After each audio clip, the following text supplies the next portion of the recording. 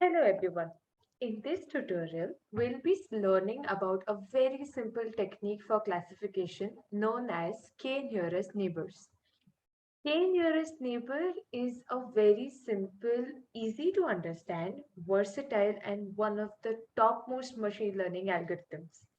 There is no assumption for underlying data distribution. It does not need any training data points for model generation. All the training data used in the testing phase. This makes training faster and testing phase slower and costlier. In the worst case, KNN, which is K nearest neighbor, needs more time to scan all data points, and scanning all data points will require more memory for storing training data. Now let us take an example. Suppose that this red point is called our P1 point. And we need to predict that this P1 point will belong to class A or class B. Now, first, you will find the K closest point to B and then classify points by majority words of his K neighbors. Each object words for their classes, and the classes with the most words is taken as the prediction. For finding closest similar points, you need to find the distance between the points. Using distance measures such as Euclidean distance, Hamming distance, Manhattan distance, and Minkowski distance. So if we generalize, then the KNN has the following basic steps. First, to calculate the distance. Second, to find closest neighbors. And third, to vote for the labels. Now, there are two major measures that can be used and are famously used for KNN. The first one is Euclidean distance. As the formula is being shown, Euclidean distance is the sum of squares of the difference of the 2 points, and then we take a square root for the same. Now, in this, the procedure can be that we find the distance from a point to every other point and then sort all the Euclidean distance that we get into ascending order. Because smaller the distance, more close is that point to every other point, right? And thereafter, we select the top k points to observe where does the unknown point belong to. Now, if I take the example, if we have this red point, we find the distance of this red point with each and every point. Now, if our value of k is 3, we'll realize that this 1 point of class A and these 2 points of class B are nearest to the unknown point. But as the votes suggest that there are 2 points of class B, the red point will go forward for class B. And next, the measure for finding KNN is called cosine similarity. Now, the formula is given here. We find the similarity of a point with every other point, and then we sort these similarities in descending order. This is because highest the similarity, more is similar the points to the every other point. So keeping the same example, we'll find the cosine similarity with this formula, and thereafter we'll find the cosine similarity of this point with every other point, and then all the cosine similarity will sort them into descending order, and then we'll take the top three in this case if we take k is equal to 3. And if in the case of k is equal to 6, if we see that there are more points of class A than class B, then in the case of k is equal to 6, we will go forward with classifying the unknown point as class A. Now, this is what cosine similarity is. Now, let us see some of the points to consider. The questions that can be asked are, which method should be preferred? So we studied about Euclidean and cosine. Which procedure should be followed so as to perform KNN? So research has shown that in large dimensions, Euclidean distance is not useful anymore. Therefore, you can prefer other measures such as cosine similarity, which get decidedly less affected by the high dimensions. The other question arises is that what should be the value of k? Now, the value of k is a hyperparameter, which means that it differs with the model and the data. Research has shown that a small amount of neighbors are flexible fit, which will have low bias but high variance. And a large number of neighbors will have smoother decision boundary, which means lower variance but higher bias. Now, generally, data scientists choose an odd number of k if the number of classes is even. Now, I spoke two words, which is bias and variance. Let us understand first that what does that mean. So, bias means that a model makes the assumption of being simple. So, high bias means underfittings. High bias, so we just say it as high, and bias means the model is way too simple. So that makes us to underfitting. So the graph on the left that you are seeing is for underfitting, as it is barely doing any classification. And low bias or high variance means overfitting. So low bias means low, and the model being simpler is low. So model is very complex. It has high variance, and that is why it is overfitting.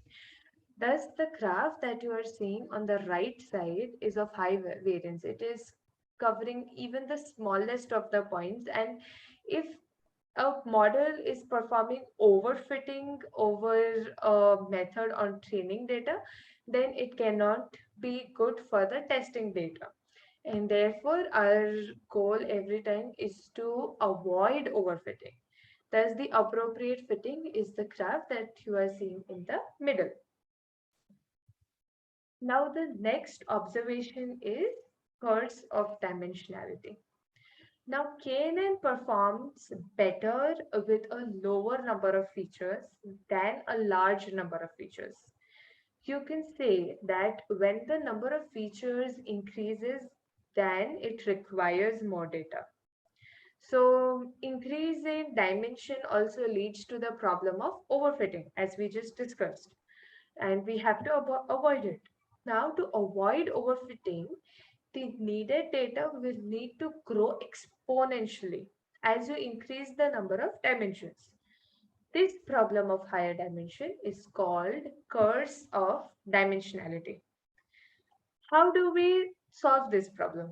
Now, to deal with this problem of curse of dimensionality, you need to perform principal component analysis before applying any machine learning algorithm, or you can also use feature selection method. The question arises now is that what is PCA, the term that I just used, principal component analysis. Now, to explain PCA in simpler words, we can say that principal component analysis is a linear dimensionality reduction technique that can be utilized for extracting information from a high dimensional space by projecting it into a lower dimensional subspace. So it tries to preserve the essential parts that have more variation of the data and removes the non-essential parts with the fewer variations. So this is what curse of dimensionality is, and the topic that we even discussed a little bit into brief, which is PCA. Now let us get back to our topic of K-nearest neighbors and let's see the code for the same. Now these are the libraries that we have installed. Let me just erase and restart my kernel so that it keeps you with a doubt of what will come, and will even help you. You can always pause the video and check whether you can predict that what could be the output here, or what will, like for example, this give me as output. Now we are importing all the necessary libraries here. We are loading our iris dataset. We'll be using the train test split to split our dataset. Then, as we discussed in the previous video of how pre-processing is done, we have used standard scalar over here. And then we'll be using KNearest classifier for KNN and these two libraries for matplotlib for visualization. We are now loading our data and the data looks like this. These are the first 5 points. By default, dot head will always show you the first 5 points. If you wanted to show other points, then you can just write 10 over here and there you go. This is what it shows you. Thereafter, let us see that what are the unique labels. So our unique labels are 0, 1, 2. So iris, versicolor, virginica, and setosa. Now we are splitting our data and our test size is 0.3, which is 30%. Thus our train size will be 70%. So this is what our train and test shape looks like. Thereafter, we'll be pre-processing our data and we'll be using standard scalar for the same, and then we'll be transforming our xtrain and xtest, and this is how they'll look now. So this is the transform data, and let us just plot our data. So as you can see the output over here, we have three classes. For square, the x's and the o's, and then they have been converted into red, blue, and green. We are iterating through each of the points, and thereafter we are scattering it as per 0, 1, 2. So these are the points that we have. The next thing is that we'll be performing K-nearest neighbors, and here we are using metric as mean cost distance. You can always use other methods, and to see the documentation, just press Shift Tab and thereafter this. And these are the parameters that it takes. The metric here that we have taken is min cost. Now, if we just go down and see, these are the different points, and this is the metric part. There are many other metrics that you can use, such as Euclidean, as we had discussed, cosine, and everything. So these are its different attributes. And for the example, they have taken this as the example where they are taking n neighbors as 3, and thereafter they are predicting the score. So we'll close this documentation. And as you can see on our training data, we are getting the accuracy as 96%, and on our testing data, we are getting as 98%, which is quite well. Now, just to visualize this, we'll not go in the depths of this visualization code, but I would love to show you the visualization of how actually the classification has been done, and this is the same. As we had seen earlier, these are the three different classes, and this is how the classification has been done. Now, for example, if a point comes into this region, it is very clear that it lies in the blue region, and thus it will be classified as 1. And this green point that is shown in the blue region is one of the misclassified thing. That is why we are getting the output as 98%. So this is what our KNN output looks like.